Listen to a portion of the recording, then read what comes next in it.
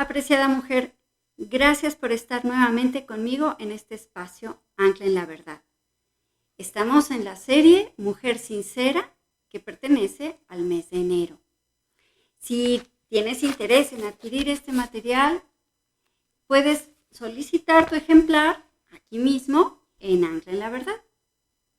Y estamos continuando con el tema de esta mujer que estamos descubriendo, que tiene un encuentro muy especial con el Señor Jesús.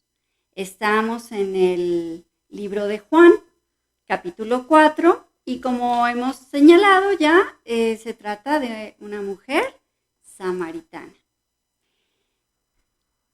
La vez pasada vimos la pregunta 10, ¿has vivido alguna confrontación con familiares? Hablamos de que es cierto que hay familias rotas, que se distancian, que no tienen mucha comunicación, que han perdido la relación, pero que es familia. Y también vimos cómo estos parientes pues pertenecen a un sistema familiar y que Dios tiene el poder de restaurar esa relación rota. Y hoy tenemos ya la pregunta número 11 y si bien es bueno pensar en familiares, también es bueno pensar en cuál es tu núcleo familiar, es decir, quiénes conviven contigo en tu hogar. Y la pregunta 11 dice, ¿piensas que los tuyos te dejan sola en determinadas faenas? Entendemos por faenas aquellas responsabilidades que van convirtiéndose en una carga porque no son compartidas con los demás. Y aquí pues hay algunas recomendaciones muy interesantes que nos pueden ayudar. Una situación es que en casa las responsabilidades deben ser compartidas. Y es bueno que una como mujer pueda definir con claridad qué es lo que espera de los demás. Y así nos evitamos dramas, nos evitamos sobornos, porque a veces incluso hay personas que ofrecen a cambio de que hagan el trabajo, los miembros de la familia ofrecen algo de dinero. Y si bien es interesante recibir ese dinero, pues se puede más bien convertir en una recompensa. Pero lo que sí es cierto es que las responsabilidades en la casa, pues en los hijos tiene que ver con sus estudios, con labores de la familia, con labores de casa, en el hogar, y a ayudarlos a ser productivos desde pequeños. En la Biblia nos encontramos en una historia de cuando David, que después llegó a ser rey, de pequeño su padre lo enseñó a hacerse responsable del rebaño. Es decir, él ya tenía sus propias responsabilidades. Y eso es bueno fomentarlo en la familia. En vez de estar cubriendo todas las demandas de los demás, que eso puede llegar a resultar una carga muy, muy grande, más bien fomentar que cada uno sea responsable de alguna actividad en particular. Y eso nos trae un buen, un buen descanso en esa área. Bien, pasando a la pregunta número 12. ¿Has tenido experiencias que te han llevado a la desolación? Entendemos por desolación una situación de devastación, de tristeza. Es una situación donde en nuestra mente se conjugan batallas de falta de interés, de apatía, de una profunda tristeza y de soledad. Y a veces cuando estamos entendiendo esto, que por lo que a lo mejor nosotras hemos pasado, pues podemos entender que esta mujer está viviendo en una desolación. Es interesante cuando por librarnos de la soledad permitimos algunas situaciones que no nos convienen.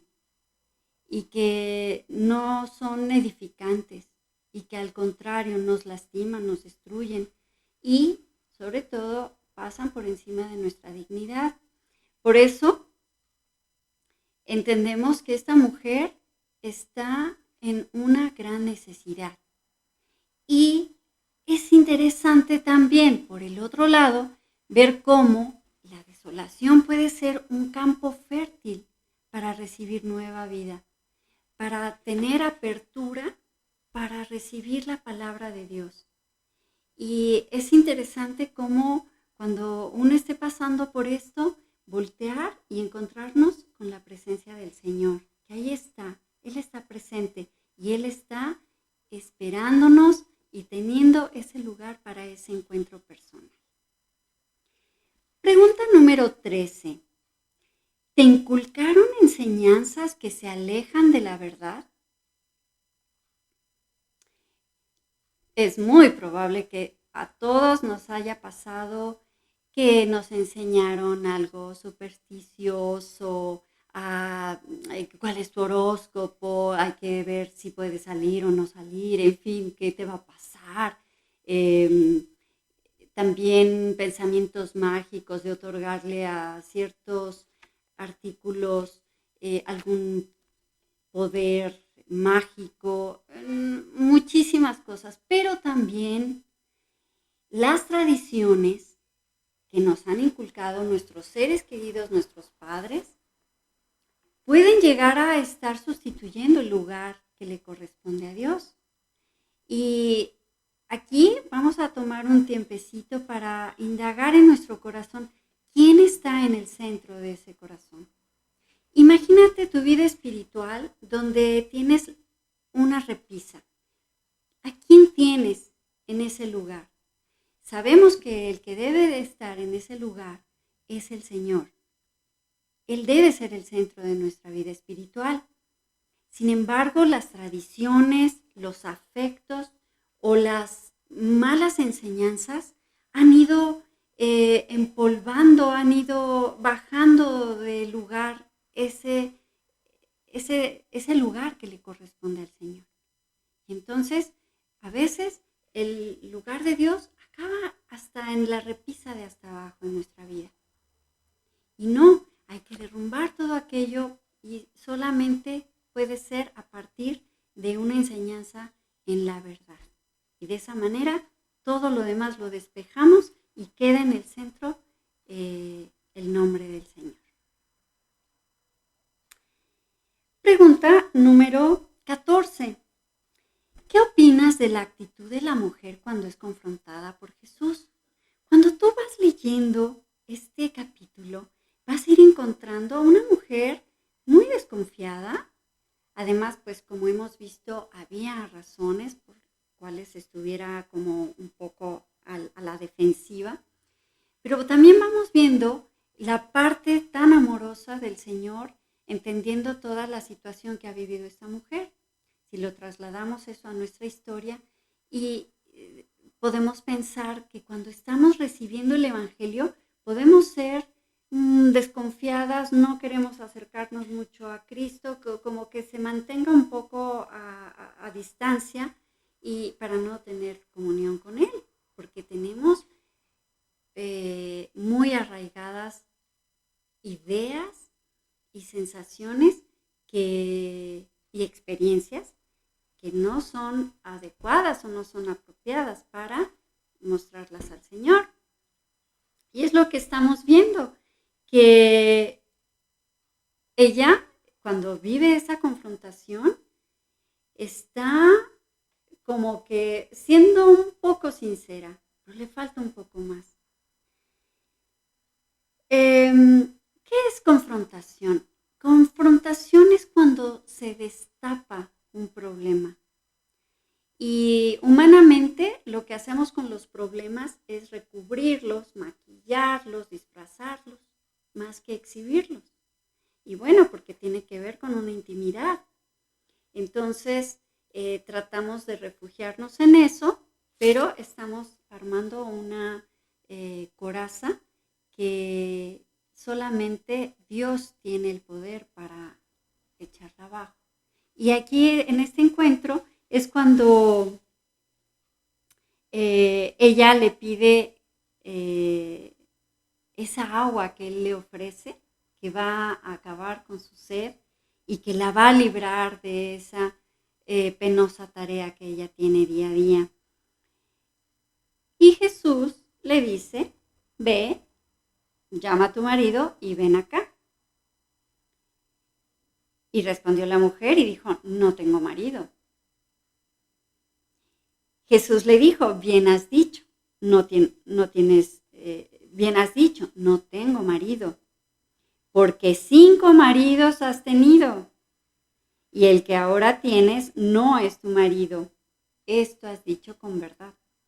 Y vemos aquí cómo el Señor le ayuda a ella a ser sincera, a tener abiertamente una honestidad y decir, Señor, pues tú conoces todo, tú me conoces a fondo.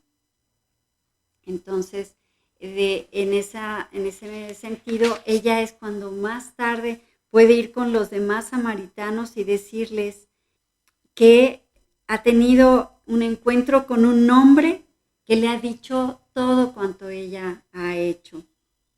Y les pregunta, ¿no será este el Cristo? Es interesante que esa confrontación nos lleva a definir que efectivamente estamos delante de alguien que nos conoce desde siempre y nos conoce a fondo, de una manera perfecta. Y esto nos ayuda a responder la pregunta número 15. Tenemos, ¿qué nombre recibe Jesús en esta lección?